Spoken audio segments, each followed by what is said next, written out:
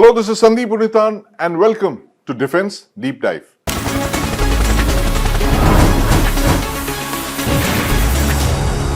Will the US use nuclear weapons against Iran? Let's dive in. The Iran war is not going as per plan. The US and Israeli airstrikes that began on the 28th of February have killed Supreme Leader Ayatollah Ali Khamenei and several top Iranian leaders. But Iran continues to fight and has launched ballistic missiles and drones targeting 10 countries across West Asia, from Cyprus and Israel on the Mediterranean Sea to US bases in Saudi Arabia, Kuwait, Bahrain, the UAE, Qatar, and even Oman. Now, Gulf economies have borne the brunt of these attacks. Stock prices have tanked across the world. Oil prices have surged past $100 a barrel.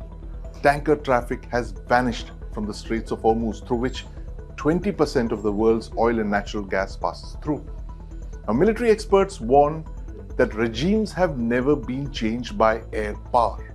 Now, this is only partially correct, as I'll explain.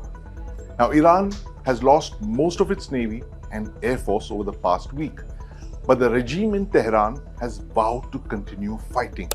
Now, Trump wants nothing short of unconditional surrender. Cry uncle, or when they can't fight any longer, as he told reporters on the 8th of March. This is when things start to take a very dangerous turn, and this is why the next steps in the escalation ladder in West Asia are so dangerous. Now, over 80 years ago, the US military had reached an impasse with Japan. Japan had lost most of its warships and nearly all of its air force to the United States, but the Japanese homeland was prepared to fight to the finish. The US bombed Hiroshima and Nagasaki on the 6th and 9th of August, killing approximately 240,000 Japanese people. 6 days later, Japan announced its surrender. Now, the US military believed that these losses of Japanese people, horrific as they were far more acceptable than a US-led ground invasion of the Japanese homeland that would cause over 1 million casualties. Now, after the surrender of Japan, the US has considered using nuclear weapons at least 4 times during the Cold War.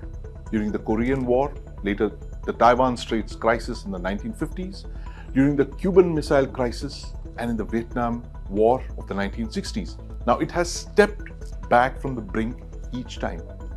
But under President Trump, the US could be entering that dangerous territory, the use of nuclear weapons, yet again.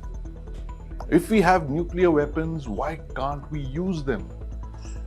CNBC once reported Trump asking an advisor during his first term in 2016. The White House didn't, of course, comment on that story, but its actions spoke louder than words. Now, in 2018, the first Trump administration called for a nuclear posture review. Now, the two most controversial aspects of that review were the introduction of supplemental capabilities, modifying the existing Trident submarine-launched ballistic missiles to field the W-76-2 low-yield tactical warheads, and to pursue a new nuclear-armed sea-launched cruise missile to restore what they called a flexible, survivable, non-strategic nuclear option that the US had previously retired. Now, both these tactical weapons are mounted on the Ohio-class ballistic missile submarines. Now, TNWs, tactical nuclear weapons, are thus called because they can be used to fight conventional wars, from destroying military targets using yields larger than the GBU-57A massive ordnance penetrator used by the US during Operation Midnight Hammer against Iran last year. Now, each of these newly introduced tactical warheads is believed to have yields between 5 and 7 kilotons. It's just 1/3 of the Hiroshima little boy device. That makes them acceptable, would seem, for battlefield use. Now, the US had once fielded tactical nuclear weapons during the Cold War to respond to a limited, non-strategic nuclear attack, to destroy hardened, high-value military targets like command centers, airfields, and dams, or to counter massive conventional force advancements like the Soviet Union. Now, TNWs, tactical nukes, were withdrawn precisely because of their destabilizing possibilities, the fact that it could escalate into strategic weapons exchange. Now, cut to 2026. If President Trump feels smart weapons aren't delivering results, he could resort to tactical nuclear weapons to force Iran to surrender.